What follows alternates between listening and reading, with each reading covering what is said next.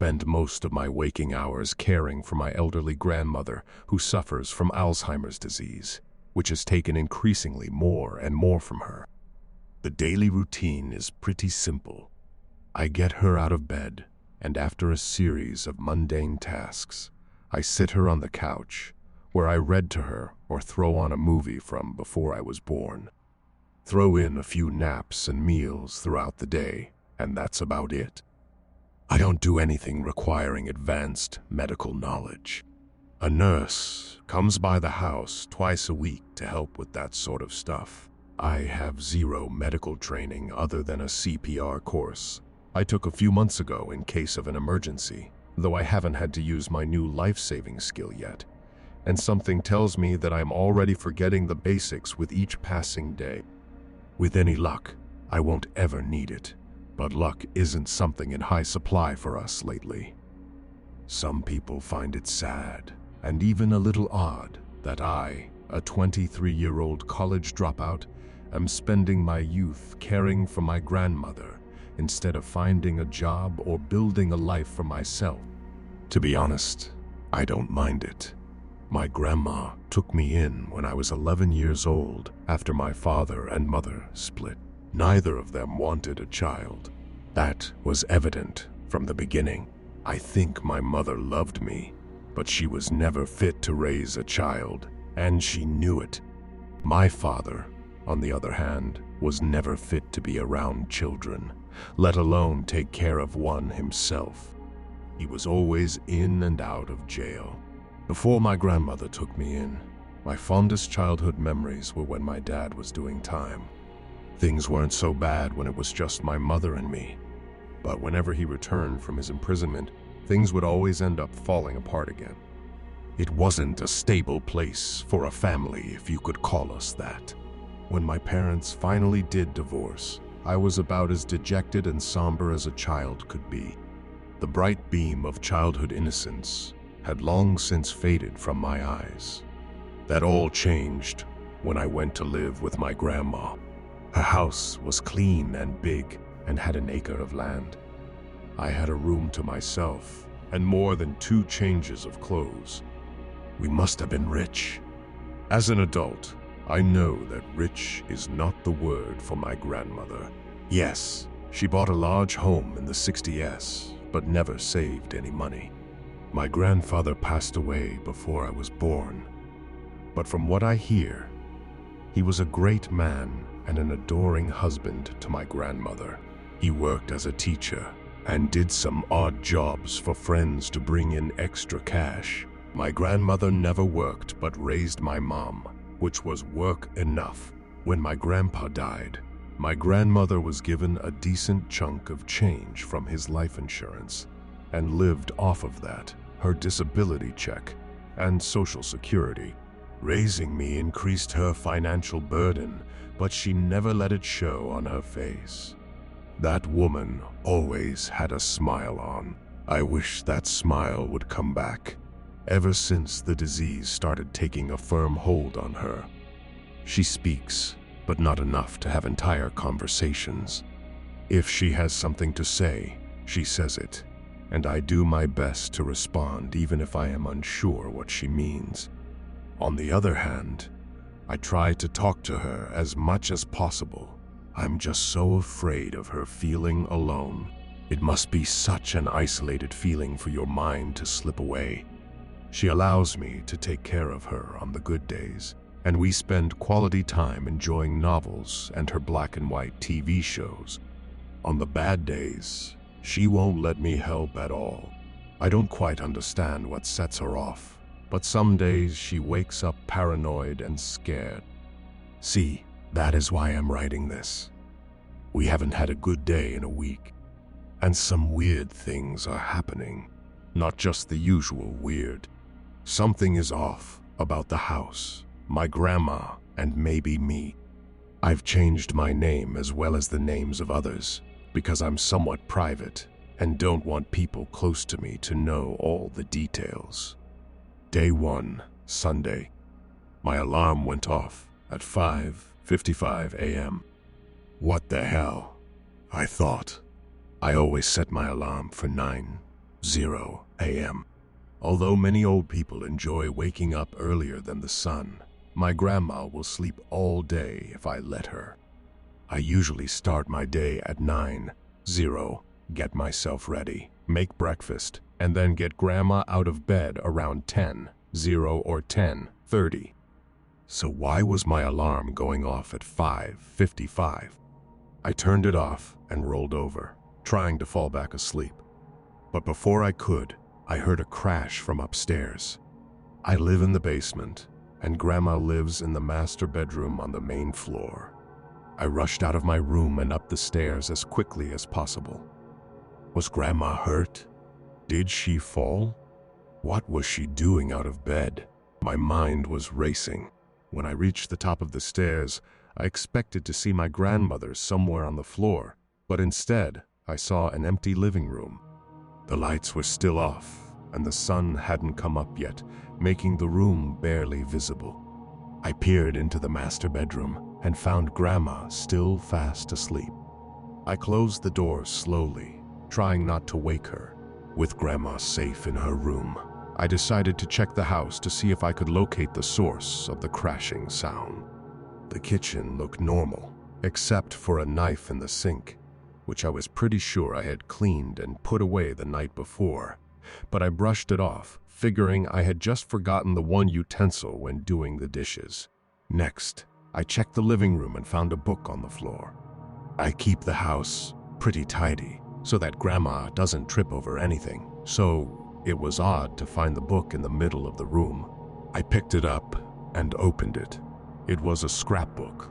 It was one of the many my grandmother had put together over the years. This one mainly consisted of photos of my grandparents and a few of my mother when she was young. Closing the book, I walked a few feet to the bookshelf and returned it, where dust had revealed its usual resting place. I still felt a little dizzy, and with my tired mind, I rationalized that my grandma had been looking at the book earlier and left it on the floor without me realizing it. I keep a close eye on her most days. But hey, everyone slips up sometimes.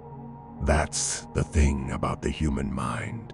We will do anything to rationalize the unexplainable. It wasn't until the next day that I genuinely suspected something was wrong. Remembering it was still early, and I had about 3 hours before I needed to get on with my day, I snuck out of the house for a quick run. I don't typically leave my grandmother unattended, but she wouldn't wake up for a while, and it was nice to get some time to myself. I returned to the house half an hour later and took a shower. Stepping out of the bathroom, I got a text from my girlfriend Jane. She works at a bakery and always texts me when she heads off to work, though I usually don't reply for a couple of hours because, like I said before, I'm never up this early. The text read, "Good morning, Paul. I'm going to work, but maybe I can swing by later and hang out for a bit." I smiled and decided I'd surprise her by texting back immediately, "Have fun at work. I love you." "Wow, you're up early." She replied, "Yeah, I got woken up by a loud noise and decided to get a jump start on my day." I left out the part about my alarm going off 3 hours early. Once I had finished getting ready for the day, I tended to the lawn and watched some YouTube videos. When it was time to wake up Grandma, I went into her bedroom softly and turned on the light. But to my surprise, Grandma was already awake. She sat at the foot of her bed staring at me, not with her usual blank stare, but a fearful and almost angry one. "Hey, Grandma, what's wrong?" I tried to make my tone as sincere as I felt. Alzheimer's can change the brain in a lot of ways, but my grandmother could always pick up on my tone, and that hadn't changed a bit. She didn't reply. She just kept staring at me. I decided to give her some privacy after making sure she was safe. I walked out as I said, "I'll just be in the living room, okay? You let me know when you are ready to come out." The doctor told me that eventually, her mind would be so faded that I would have to start taking charge of her routine whether she gave me verbal cues like I'm ready or not. But I didn't want to believe we had reached that point, so I let her spend some time alone in her room, hoping she would appreciate the personal space. I went to the kitchen to make some breakfast. As I glanced into the sink, ready to wash the knife I had forgotten about the night before, it was gone. That was weird, but being the eternal rationalist that I am, I figured I was tired when I noticed it earlier and was probably mistaken. There is a window above the kitchen sink, which gives a beautiful view of the lawn I had just mowed. As I admired my hard work, a bluebird flew by and rested on the back porch. I'm no bird watcher, but I couldn't deny that this beautiful bird looked almost out of place in our little backyard. I had never seen a bird like it in our area. When I turned around, I almost jumped out of my skin to see my grandmother an inch from my face. "Geez, Grandma." My fear quickly turned to laughter as I chuckled. "Granny, you nearly scared me half to death. Are you feeling any better?" She still had that scared and angry look on her face. It was almost as if, "Hey, Grandma," I said nervously. "You know who I am, right? It's me, Paul. Your grandson." Quietly, she said, without taking her eyes off me, "There's someone in the house." A feeling of awful guilt spread over me as I told her, "No, Grandma, you know me. I live here with you, remember?" Her anger turned to disappointment.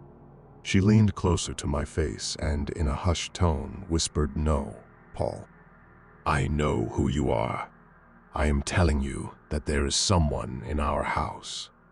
My heart sank, and the guilty pit in my stomach became a sinkhole of fear.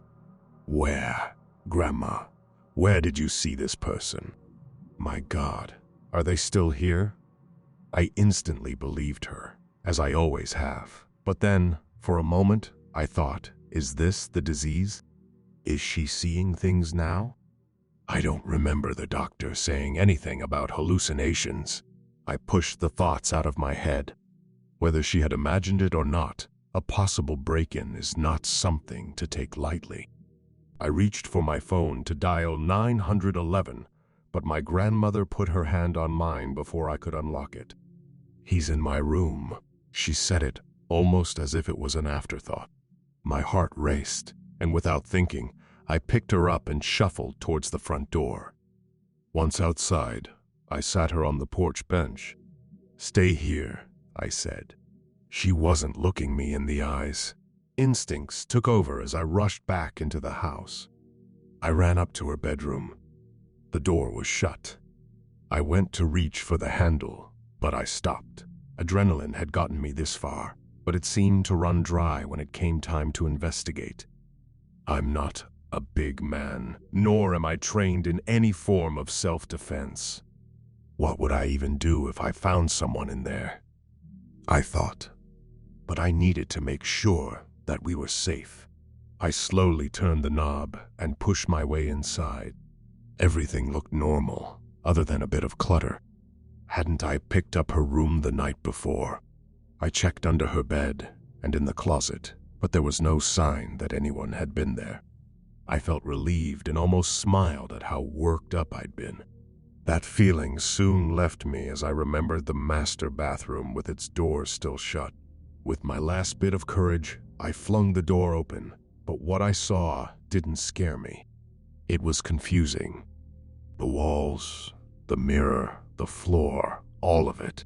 It was all covered in a black sludge. The smell reminded me of the many hot summer days I spent walking the empty road as a kid. It was the smell of tar. "What the hell?" I said audibly. After standing in shock for what must have been 5 minutes, I checked the rest of the house but found nothing. I walked outside to find Grandma still on the bench. Her attention had turned to a small pile of ants on the concrete. "Hey, Grandma," I checked the house. "There's no one there." She didn't reply. "Did something happen in the bathroom?" "Where did you even get the tar?" Still no reply. I wasn't convinced that there had been an intruder. but I also wasn't convinced my grandma had made the mess herself. Sure, she had trouble with basic household tasks and could have gotten confused, but where did the tar come from? The rest of the day passed by pretty quickly. Grandma hadn't said a word to me since the incident, but honestly, I didn't have time for conversation anyway. Cleaning the tar was nearly impossible. It took me well into the afternoon to clear away the black stain. The tar was warm to the touch initially, but soon completely dried, making it hard and resistant to my efforts. I resorted to scraping it off with a putty knife. I didn't even realize what time it was when I heard a knock at the door. Jane. I ran to the door and opened it to see her face beaming at me. She was relieved to be off work and ready to enjoy a night in with my grandma. I gave her a quick hug and invited her in, trying to mask the strange events of the morning with a smile. We spent the evening together, watching a movie and chatting. Jane noticed that something seemed off, but I assured her it was just a rough day with Grandma's condition acting up. As the night progressed, I couldn't shake the eerie feeling that lingered in the air. Despite my attempts to distract myself with Jane's company, I couldn't forget the inexplicable events from earlier. The mysterious crash, the scrapbook on the floor, and the tar-covered bathroom haunted my thoughts. When Jane left for the night, I decided to do some research. I grabbed my laptop and started searching for any information on strange occurrences or hallucinations related to Alzheimer's disease. Surprisingly, I found several accounts of caregivers experiencing similar inexplicable events, ranging from misplaced objects to unusual messes. Some mentioned a phenomenon called sundowning, where Alzheimer's patients become more agitated and confused in the evening. However, the incidents I read about seemed more extreme than typical sundowning episodes. Some caregivers described seeing shadowy figures or hearing strange noises. Feeling a mix of relief and confusion, I chalked up the day's events to Grandma's condition. Maybe it was a manifestation of her Alzheimer's symptoms, causing her to imagine things that weren't there. I tried to convince myself that it was all in my head, that there was a logical explanation for everything. Days passed, and the strange occurrences became sporadic. I continued caring for Grandma, but a sense of unease lingered. Occasionally, I'd find objects out of place or notice a peculiar smell in the house.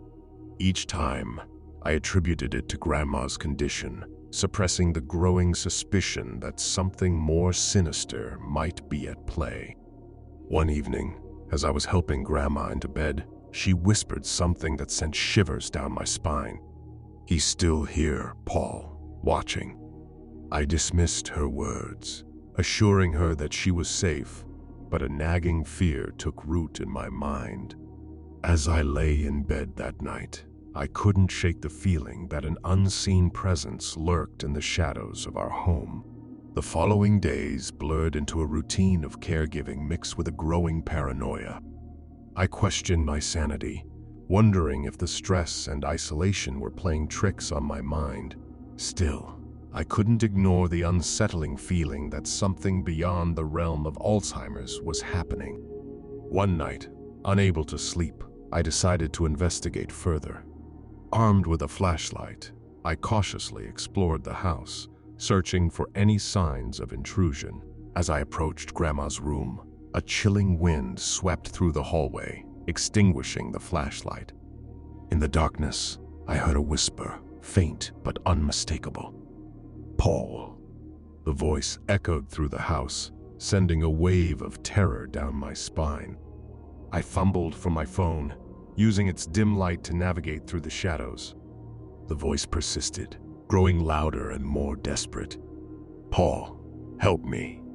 Guided by an otherworldly force, I reached Grandma's room. The door creaked open, revealing a sight that defied explanation. The room was bathed in an otherworldly glow, and a figure, translucent and ethereal, stood by Grandma's bedside. "Paul, you need to listen," the apparition pleaded. its voice filled with sorrow. Your grandmother is a vessel, and I am trapped in this space between worlds. You must help me pass on. Paralyzed with fear, I listened as the spirit recounted a tragic tale of unfulfilled promises and a lingering presence tied to the house. The more I heard, the more I realized that the strange occurrences were not manifestations of Grandma's Alzheimer's, but a desperate cry for help from a restless soul. Determined to free the trapped spirit, I delved into the history of the house, uncovering long-buried secrets and unresolved mysteries. With each revelation, the paranormal activity intensified, creating a bridge between the living and the dead. As I worked to unravel the mysteries of the past, Grandma's condition worsened, caught in the crossfire of supernatural forces. The line between reality and the paranormal blurred, and I found myself entangled in a battle between the living and the departed. In the end, I faced a choice to let go of the lingering spirits or sacrifice my sanity to protect the ones I loved. The house, once a haven, became a battleground where the boundaries of life and death merged. And so, the tale of caregiving turned into a haunting saga of the supernatural, forever changing the course of my life and the lives of those touched by the unseen forces that dwelled within the walls of our home.